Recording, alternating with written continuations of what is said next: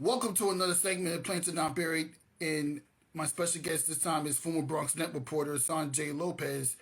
We're going to be talking to her about her career in journalism, how she impacted the community, and what made her decide to choose journalism. So, hang tight while I get her on the Zoom call. I mean, correction. Hang tight while I get her on the live. Yeah, so she'll be coming on to talk all things journalism, her career Bronx Net, and well, for those of you that don't know, that's actually where I started my career. Oh, look, and here's Sanjay right now. There was a planet. Did you see that planet? Sorry, I just flipped it. Hi, Rafik. Yeah. How are you?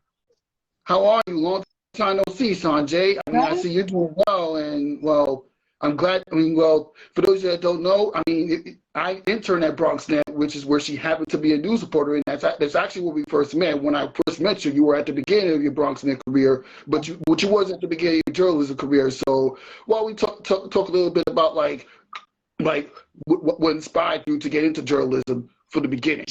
Sure. Nice seeing you again, Rafik. It's been a while for sure, but it was so nice working with you while you were at BronxNet. You were so great and so friendly, and it was amazing getting to know you. Thanks for inviting me on this platform.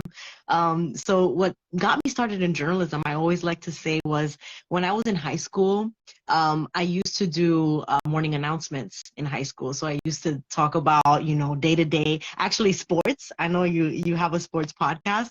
And I used to talk about, if we lost, if we won. I used to give daily news in school because I was a very talkative child in high school. My teachers and my principal particularly realized that I could use that oration, those skills of talking a lot in a more productive way, and that's how they figured me out. That's how they figured out that they could put me in morning announcements. After that, I went to City College of New York. I mean, I'm skipping a lot. But first I went to BMCC, wasn't sure what I wanted to do, was in liberal arts. Then I went to City Tech, still wasn't sure what I wanted to do. And then I revisited the fact that I love journalism by going to City College of New York and studying creative writing and journalism there. And there I got my shot at WHCR 90.3 FM, the local college radio station, and I interned there. I volunteered as a general kind of administrative intern and learned the ropes of just interning in a media environment at WHCR. I helped out a lot with the daily programs, with announcements. I would voice over some PSAs for the community about important things, like if there was something going on in the community or a reminder, a government announcement. I would do those in English and Spanish. And then shortly after that, I landed an internship at BronxNet where we met.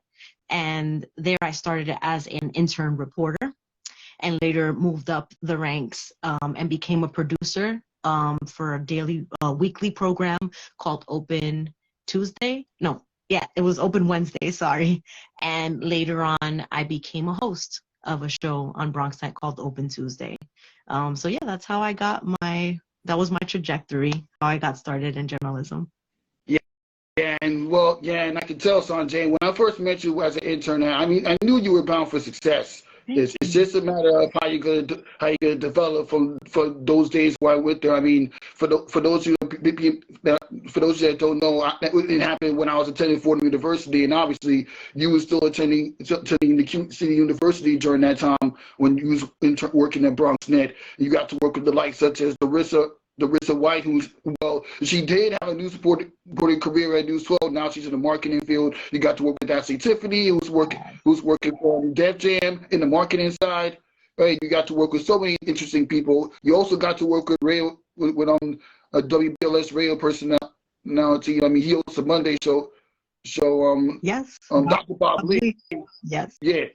Bobby Chafadini, who's my sports director at AV Public Radio. So I get to work with so many individuals like you, and what you taught me how to get to where I am right now, which is why I work for Planted Not Buried. And for those of you that don't know, it was actually put together by Renee Washington, who's the ESPN Plus reporter covering a variety of college sports. Wow. Just to get a little bit about what she does. So she gave me the opportunity to work this platform to interview individuals like yourself, and I'm glad to continue doing that. Now, to continue on this conversation about your journalism career, like when you're doing a journalism assignment, whether it's on air or volunteer, like how do you prep up on a day-to-day basis? Sure.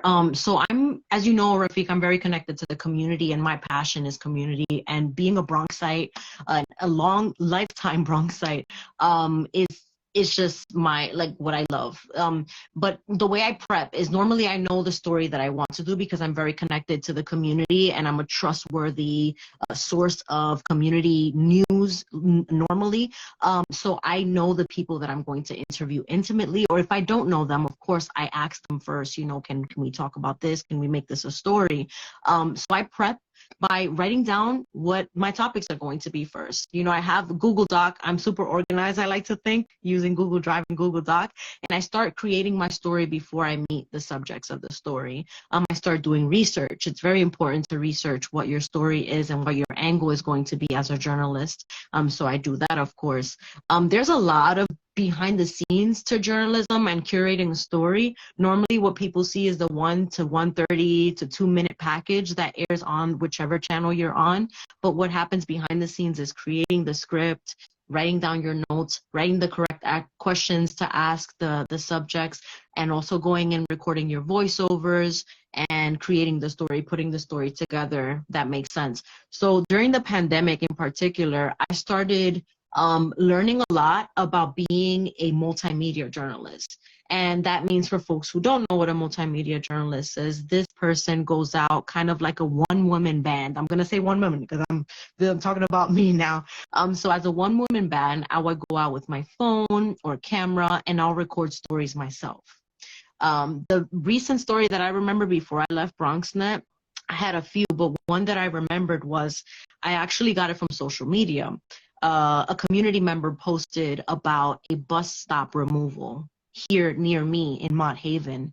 Seniors were affected by this bus stop removal. As you know, the MTA was developing a bus redesign plan, and one of the bus stops near me were removed, and the seniors had lost their local bus stop. So I reached out to the person who posted the video, amplifying this issue, and I went out with a camera person from BronxNet, and I interviewed the seniors there.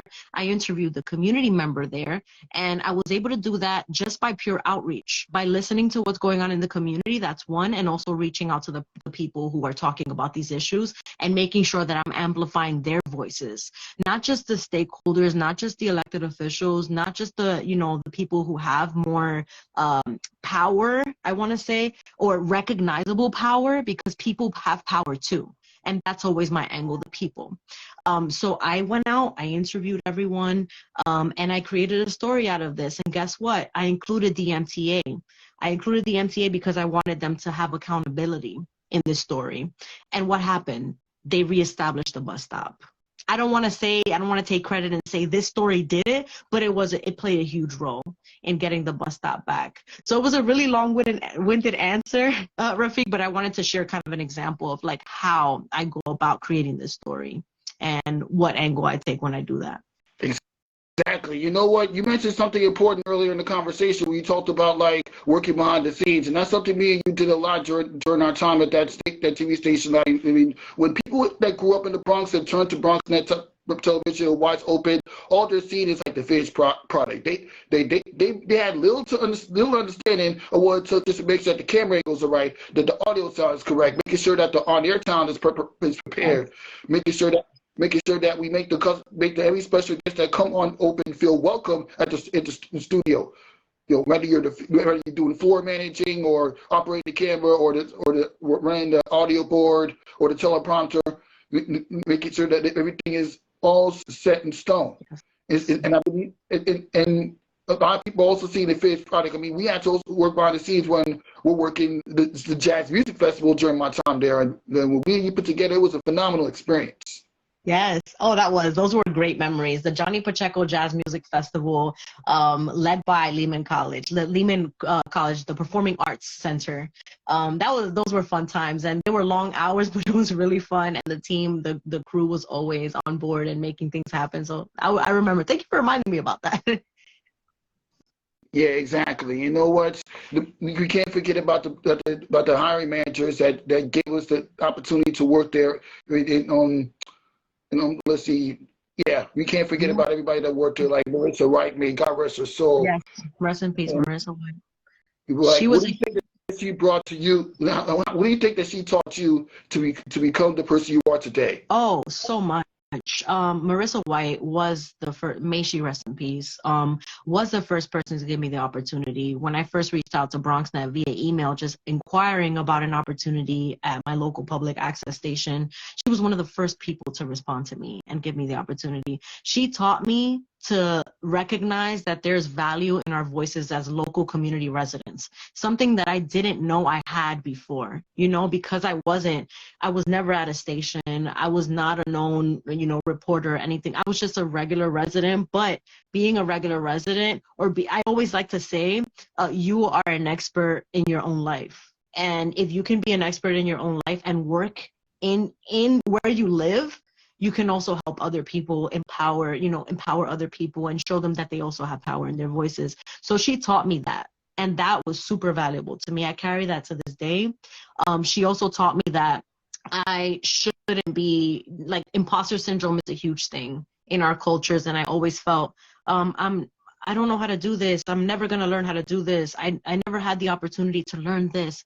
I'm not good enough, or my voice is not good enough, to be a reporter. But you can be yourself and you can still deliver, something great and something that people can relate to and can empower others. So she taught me a lot. And I really admire her, and I really respected her and miss her and thank her for the opportunity. Always filled with gratitude for the chance that she gave me. Exactly. And you know what? You mentioned the words overcoming what you thought was never going to happen, and that's what I was talking about with the Custom Fish Project. I mean, it takes a lot of dedication to become a good journalist, regardless of what media platform that you're doing it for. And a lot of people don't know. You have to work hard at it. You have to be out in the field a lot. And obviously, during your time at BronxNet and many other television networks, you were out in the field a lot. Like, how do you feel that you impacted the Bronx community with your storytelling? Oh, wow. Oh, that's a big question, Rafiq, but a great question. I feel like my take on community journalism may not be traditional for a lot of people who consume media on a daily basis. A lot of times when we watch media, especially local media, we hear the negative of our community. I recognize that there is a lot of negative. I recognize that we're not perfect. I recognize that there are a lot of things that need improvement, and that's because of systemic issues, things that we don't talk about on newscasts. So I think people started seeing my stories as a relief, as an opportunity to show that there is beauty in our communities. There is beauty in the struggle. So, shout out to J. Cole with that line. But there is a lot of beauty in the unknown. A lot of people don't know the things that are happening in our communities, how many community activists, how many movers and shakers there are making change happen, how many things are happening here that are affecting us locally, and how we can provide solutions or alternatives to these things. So I truly believe that it's all perspective. And if you tell a story from your perspective as someone who loves your community, then that's going to influence your storytelling. A lot of times, news, I'm not trying to downplay anyone who comes from outside of the community and serving a community they don't reckon or don't know too much about or didn't grow up in, but it makes a difference. And I've noticed that in my early career, that being from the place that you're serving truly does make a difference in how you're approaching your storytelling and the angle that you're going to take. And it doesn't have to mean that you're biased. I think we have to recognize that when we study journalism, you learn that there is bias, but there's also, intrinsic, like, what did you experience that you're affected by, and how are you telling that story based on what your experiences have been, and are you giving it the attention that it deserves based on your experiences? That makes a difference. Exactly. The who, what, where, when, and why, which is what George Padocki always taught me when I was doing news reporting for WTV Public Radio. You know the who, what, where, when, why before you got out there and covered those stories. Yes, exactly. Yeah, it's very important to know the 5 W's, and it's important to do your research beforehand. It's important to recognize the work that people do and admire that and know the right questions to ask. And I think, research is definitely number one. It's number one. Also, listening to people is super important in journalism. A lot of times we want to kind of like when you're interviewing someone, you want to, like, I love that you're doing it the right way. You're waiting for me to answer the question, and then you're asking the next one. You learn how to do it the right way, right, Rafiq? But a lot of times in mass media, like maybe entertainment, they don't do a lot of listening. They just do we're on to the next question. We have to have empathy when it comes to storytelling, and when it comes to asking questions. We can't just be robotic. We have to, I think that community journalism loans itself to that model, that we have to have empathy. We have to listen to each other before we ask the next question, and actually relish in what people are saying in order to understand what they're going through, depending on what the story is. Exactly. And to continue on the conversation as far as the story, covering stories in the community, like, can you share like the type, like any particular events that you covered recently before you ended your time at Bronx Net? Yeah. So I always love this question because I never know like which story to hone in on. I shared the Bronx bus stop one that I did before I left, but there are a few. I want to think back. Oh man. What was a recent one? Do you want like a particular one, like a particular story, or like? It doesn't matter. I just don't want to like. Let's see. So I did one on a gosh, I don't know. You caught me off guard.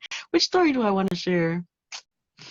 I kind of want to share a positive story, but I don't know. This is a very safe space. It's positive positivity. All we do is just bring positivity to this platform. Yeah. So I mean, I wanna say that the story that it's coming to mind right now is one that I did on a health center that was going to be closed in the Bronx. And now, this health center, I won't mention the name now, but basically now this health center is changing their approach with the community and like changing their angle with how they're outreaching to the community. And I feel like stories like that help highlight community concerns and community issues so that these institutions can also be held accountable for the way that they treat the community and the things that they do to help the community. So I felt like that was an important story. And I always want to focus on like, what are the people saying? What do the people need? What stories do the people want to highlight? I always love doing that. I also covered an art exhibition in the community by a local community member, a Mexican Chicana artist. Check out her work. She has a comic book out, like a comic strip type of thing that's very relatable. Her name is Drazy. So you can check out her work at Drazy, and you can also see my stories. Like all of my stories are underneath the play button on my page, so you can check them all out. Even though I'm blanking right now, like which one I want to highlight because there's so many. I want to say I did over like, I don't even want to count, but I did maybe over like 500 stories in my trajectory at Bronx Net, or more, honestly, Rafiq. I lost count. You worked there for 4 years. I mean, it feels longer than that, but you worked there. It feels longer than that because you've been there longer than I have, but you worked there for 4 years. So. Yeah. Yeah, and the first half of my work there, I want to give a huge shout out to BronxNet because they played a pivotal role in like developing me as a journalist and helped me prepare for my role now at Democracy Now! As a producer. So when I was producing at BronxNet, I learned so many skills that you wouldn't learn at a station that's already established, that's a station that's expecting you to come in like entry level with all this experience. BronxNet like embraced me and helped me learn like all these things, like from step one, like how to floor manage, how to operate a camera in the studio, how to mic up a guest, how to develop questions, how to prepare for an event, how to research stories, all these things that I couldn't have learned anywhere else, honestly. So I just want to give a huge shout out to BronxNet for preparing me. So the first quarter of my internship was just learning. The first half of that internship was learning. And it's constantly learning. I feel like I'm going to forever be a student anywhere that I go. But yeah, that it was super important for my development. Exactly. Human development, self-development is always important when you're working at these major platforms. And you know what? For those for a lot of people that are watching this Not Buried interview, whether it's on live or when it gets posted later, to you, Why don't you tell everybody like what about BronxNet Television itself? Sure. So BronxNet is a nonprofit organization based in the Bronx. BronxNet was founded because of the fact that there weren't a lot of places highlighting the Bronx in positive ways. So BronxNet was founded to give the voice to the people. And that's what they did. They did that through internships. They did that through access producer training, which is basically helping people produce their own programs to air on the channels. So giving people a voice and an opportunity to learn how to produce television, learn how to create programs from scratch, and teach students also about their borough. There, I learned so much about like politics, about, local organizations, about people, about different neighborhoods. The Bronx is a huge place. We have, and there's so many facts that we don't hear as Bronxites because we don't get Bronx education in public schools or anywhere, but BronxNet provides that. So I would say if you're interested in learning anything and you're an early career or like a student or someone who's interested, I would say reach out to BronxNet and learn and have the opportunity to learn. Their motto is learn, engage, inspire. And I feel like I had an opportunity to do all three while I was there. So I highly recommend. They've been there since 1992. So as long as I've been born, as long as I was born. Yeah, that's pretty much, that's pretty much how it is. And I'm glad that you managed to give people a sense of what Bronx it is. I mean, people need to understand that there's more to Bronx, New York than Yankee Stadium or Panama Park. Like there's so many different landmarks up in the Bronx. It's way bigger. It's a bigger version of Brooklyn, New York, in a way. Yes. Oh, absolutely. Yeah. Shout out to Brooklyn. But the Bronx is home. The Bronx is home. It's home to the largest green spaces in the entire city, in the entire, I think, the state, the region. Honestly, we have the only freshwater river, the Bronx River, and so many activists who are taking care of it, making sure that it stays clean for our community. There's so many different. The hip hop was born here. Salsa was not born here, but it was established. Like it had a home here in the Bronx. So many salsa artists were raised here. Johnny Pacheco came here at an early age. Eddie Palmieri was here. Just epic legendary salsa legends who were curated here in the Bronx. So I want to say that like our people, we have organizations like the Bronx Music Heritage Center who are still sustaining music and arts in the Bronx and who are giving people an opportunity to learn how to play instruments. I actually want to go sign up tomorrow to learn how to play piano at the Bronx Music Heritage Center. So it's just amplifying these things. Even though I'm not at BronxNet anymore, I'm still always going to be part of the BronxNet family, always going to be amplifying the opportunities there are in our community, sharing them on my own platform, and, passing the word around about the opportunities that there are in BronxNet and in the Bronx. Exactly, and that's what it's all about. And you can't forget that the Bronx is home to the Boogie Down Bronx, where hip hop got started. Yep, it was. It still is. Still is home. Sedgwick. And another thing that I left out, we're talking about Bronx. We're talking about your career in Bronx. And there's also a lot of coverage being done for the Lehman College graduations that's done every year. Oh, yeah, every year BronxNet actually does a live coverage of the Lehman commencement. I actually was a part of the production last year for last year's commencement. That was really fun. It was nice seeing the graduates just get emotional, and it was nice having an in-person commencement. It had been since the pandemic. There hadn't been any in-person commencements. So it was super important and super emotional and reminded me of when I graduated from college, which wasn't very long ago in 2018, and how, important that was for me and my family as a first generation college graduate. So I'm so glad that BronxNet also covers those things because they give people an archive to go back to and to view and to appreciate, and to share with their loved ones. So there's a lot of important things, a lot of important coverage going on there. Exactly. And why don't you get the viewers in Instagram Live, like where can people learn more about you and your platform? Sure. So the easiest way is to follow me on here on Instagram at Sovereign G. You can just click my at up here on top of myself and Rafiq to follow me and stay in tune with me. I normally post whatever I'm up to next on my own platform on Instagram. I'll be out in the community just still covering local community happenings. I'm still very engaged with local organizations here in the Bronx. So, and a lot of local people still reach out, and I still reach out to them to stay in touch. So yeah, that's how you stay in touch with me. I'm actually, like, my next steps now, I'm at Democracy Now! I'm a video news production fellow there. So I'm learning a lot. I'm learning a lot there, but I'm helping support them with their daily program. So I create assets for their daily program. I'm also potentially going to be out in the fields covering stories and covering protests and things like that in the community. This is also a nonprofit independent news organization. So giving the people the platform again, I feel like I'm in the right place and where I'm meant to be. Exactly. And I hope that things continue to go well for you during your time on Democracy Now! And well, I can expect great things from you, Sonyi. Thank you, Rafiq. Thank you. And same to you. I'm so proud of you and so happy that you're here at Planted, Not Buried. And I love the mission. I love the fact that it's to empower people and to show them that it is possible despite the challenges. I'm not without challenges myself, you know, like I've had my trials and tribulations with education and with switching over to schools, not always being the best in traditional education, but here we are, you know, here we are making it happen. And that's what it's all about.